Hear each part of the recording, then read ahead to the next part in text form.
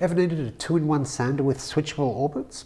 This is the Milwaukee ROS150E-2 provided by Milwaukee, Australia for review.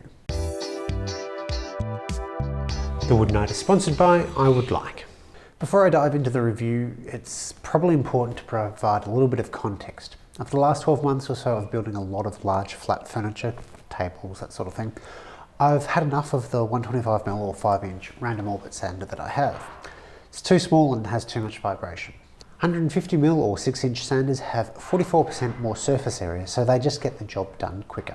We reached out to a few companies to try and find our next sander and decided to take you along for the ride. This is the Milwaukee ROS150E-2.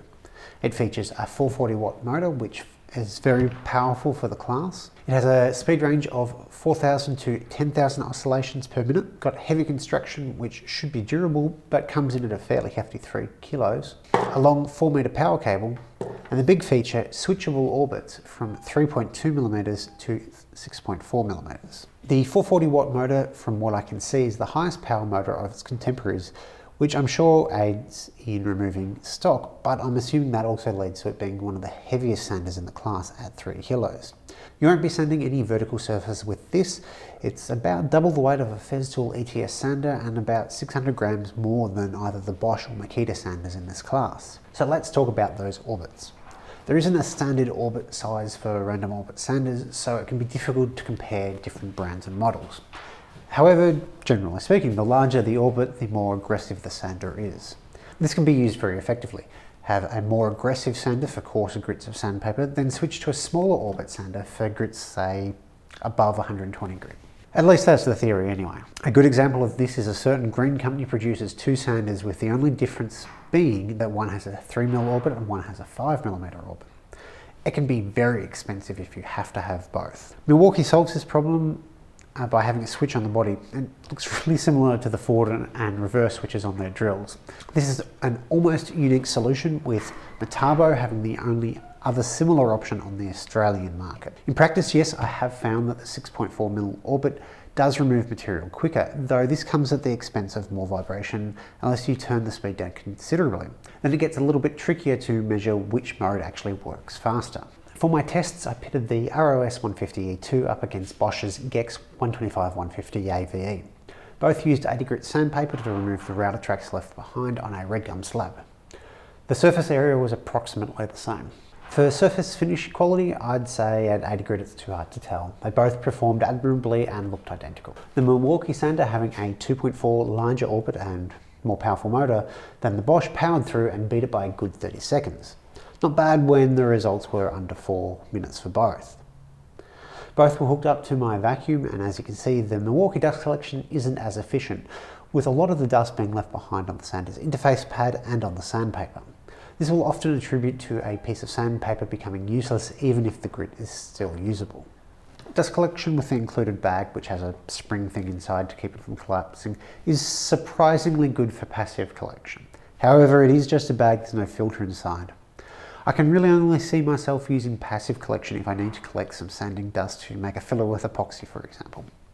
Cleaning it is tricky, but it is wide enough opening to get the vacuum inside, which is critical if you're going to use it for sanding dust for filler, as you don't want the colours to mix, particularly if you're going from dark wood to light wood. End of the day, it's pretty good for passive dust collection, but it pales in comparison to anything with a vacuum.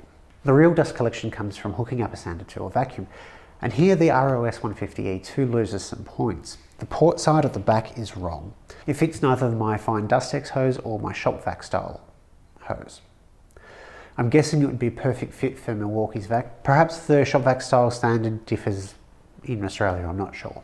I went to a store selling the ROS150E-2 and they were baffled to see it, as in their words, sanders always have a universal size port. They were very helpful there, going through all the Festool stuff, trying to find an adapter. In the end, I went to Bunnings and found a Ryobi adapter, which is fitting, I suppose, since TTI owns both Ryobi and Milwaukee. But even then, I had to taper one of the ends of the adapter with a file to get it to fit properly.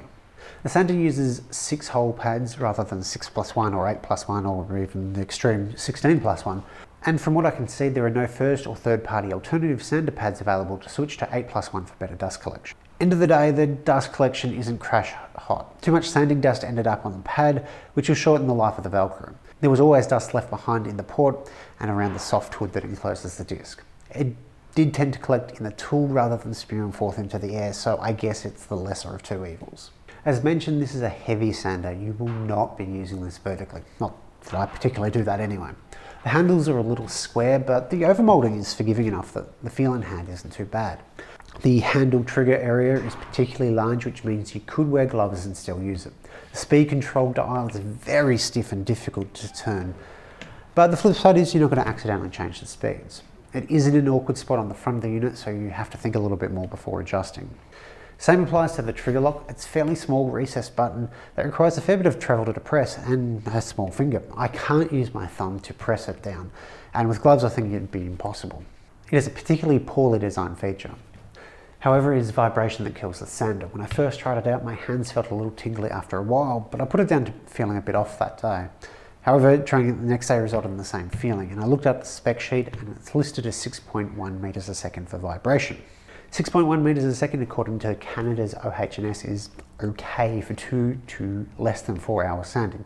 However, the UK and Australian authorities say it is good for under an hour, about 53 minutes. You might ask yourself if you ever need to do an hour of sanding. Well, my most recent project before I started writing this review was a queen bed, the second I've made in 6 months. That sort of surface area, working through all the grits, just simply takes time. By comparison, Festool's ETS 150-5 has a vibration rating of 4 meters a second, and Bosch's Gex AVE has 2.4 meters a second. Whether or not you agree with the times and ratings from various OSHA boards, it leaves your hands tingling unless you're wearing gloves. Noise-wise, it is slightly louder than its contemporaries, but not so much that you'd be wondering who's cracked a Circsaw to sand with. In the box, you'll find the textile dust collection bag, 3 sanding discs, 80, 120 and 180 grit, and the fabric carrying case. I found that the sandpaper is okay at best. It's unbranded, so I don't know what I should be expecting from it. And for the testing that I've done to compare it against other 150mm sanders, I've grabbed some Bosch C470 paper.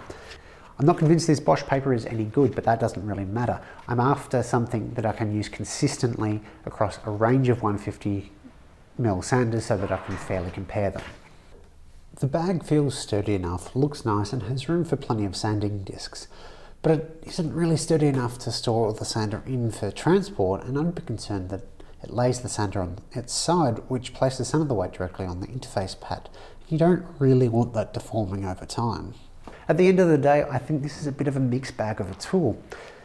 It is a fairly capable sander, able to remove stock quickly, then switch to a finer finish. But the dust collection is difficult to fit and still spews forth a bit of dust on the interface pad and the sandpaper, wearing them prematurely. The big nail in the coffin for me, however, is vibration. While doing my sanding test showed it was about 30 seconds quicker, what it didn't show was the 20 minutes I had to wait for my hands to stop tingling before I could move on to another sander. With a street price of about 330 Australian dollary dues, I would expect something a little bit better handling. It's not cheap, though it's much cheaper than Makita or Festool's random orbit sanders. That makes me question who this sander is for. The weight, dust control and vibration make it unsuitable for working large furniture, but it might be more suited to job site work for short bursts and negating the need to carry 2 sanders. Thanks for watching.